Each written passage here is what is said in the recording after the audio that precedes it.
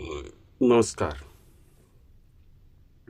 एक दो बातें मैं कहना चाहूँगा। पहली बात तो ये कि अगर कोई भी सरकार, चाहे राज्य की सरकार हो या केंद्र की सरकार, अपने यहाँ लोगों को नौकरी दे रही है तो वो कोई एहसान नहीं कर रही है लोगों पर।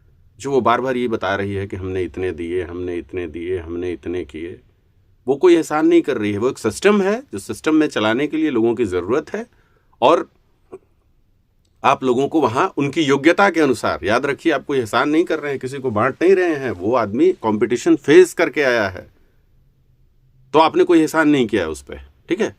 वो सिस्टम के तहत उसकी जरूरत थी, आपने उसको सिस्टम में एडजस्ट किया। तो ये जो आप बार बार एहसान जताने की पब्लिक पे कोशिश कर रहे हैं कि आपने किया, ये नहीं होना चाहिए। इसको बंद कीजिए। ये लोकतंत्र है, यहाँ पे जनता मालिक होती है, आप सिर्फ उसको रिप्रेजेंट करने वाले व्यक्ति हैं, आप भगवान नहीं हैं। दूसरी बात ये, बार बार बिहार के एक बड़े नेताजी कहते हैं कि हम ही किए हैं, हम ही करेंगे, हम ही दिए हैं, हम ही देंगे। पहले कुछ था जी। इस तरह की बातों से बचिए। मैंने कहा ना, भगवान नहीं है, जनता ने आपको चुनकर भेजा है जिस जगह पर आप जाकर बैठे हैं।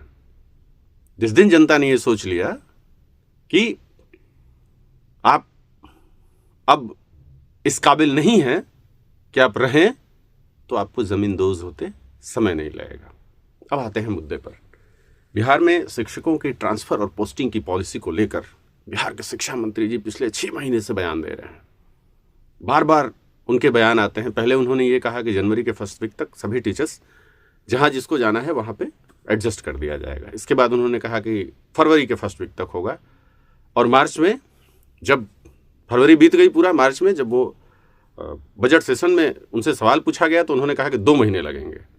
हमको समझ में ये नहीं आ रहा है कि शिक्षा मंत्री जी शिक्षकों की ट्रांसफर और पोस्टिंग पर पॉलिसी बना रहे हैं या नया संविधान लिख रहे हैं। भाई साहब, भारत का संविधान भी 2 साल 11 महीने और 18 दिन में लिख के तैयार हो गया था। आपका तो 1.5 साल से पॉलिसी बन रहा है। कौन सी पॉलिसी बना रहे हैं भाई आप?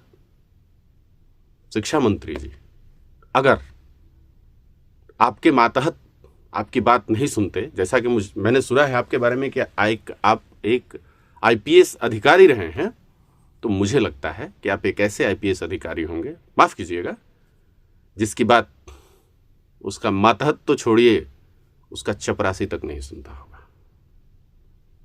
या फिर नीतीश कुमार आप जैसे ऋणविहीन लोगों को ही अपना मंत्री बनाते हैं, जिनकी न तो कोई औकात हो और न कभी औकात बनने जैसी औकात हो। तो मंत्री जी, अपने इस मुगालते से बाहर निकलिए।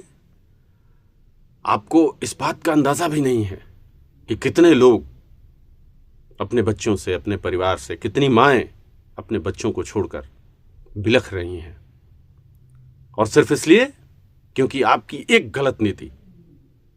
ट्रांसफर पोस्टिंग की जरूरत ही नहीं थी अगर आपने सही तरीके से लोगों को पोस्टिंग्स दिए होते। आप उत्तर प्रदेश के लोगों को ले आके ऐसी जगहों पे हमारे जिले में बैठा दिए, और हमारे जिले को लोगों को उठाकर यहाँ से 300 किलोमीटर, 350 किलोमीटर और 400 किलोमीटर दूर फेंक दिए। ये कौन सी नीति है भाई? दूसरे राज्यों के लोगों को ले आके यहाँ पे बैठा देना और अपने लोगों को यहाँ से उठा के दूर फेंक देना।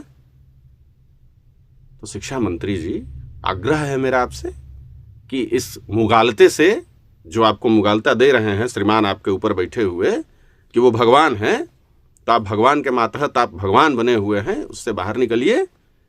बिहार के शिक्षकों की ट्रांसफर और पोस्टिंग पर जितनी जल्दी हो सके एक्शन लेके उसको लोगों को अपने अपनी जगह पे पहुंचाइए, वरना मैं आपको आश्वस्त कर रहा हूं इस बात के लिए, मैं आपको ये चेतावनी दे रहा हूं कि नीतीश कुमार जी की लंका में तो पहले से ही आग लगी हुई है। वो आग सुलगनी शुरू हो चुकी है। कहीं ऐसा ना हो कि उस आग की जद में आप भी आ जाएं और फिर कभी आपका कोई राजनीति में नाम लेवा ही ना बचे। बहुत बहुत धन्यवाद।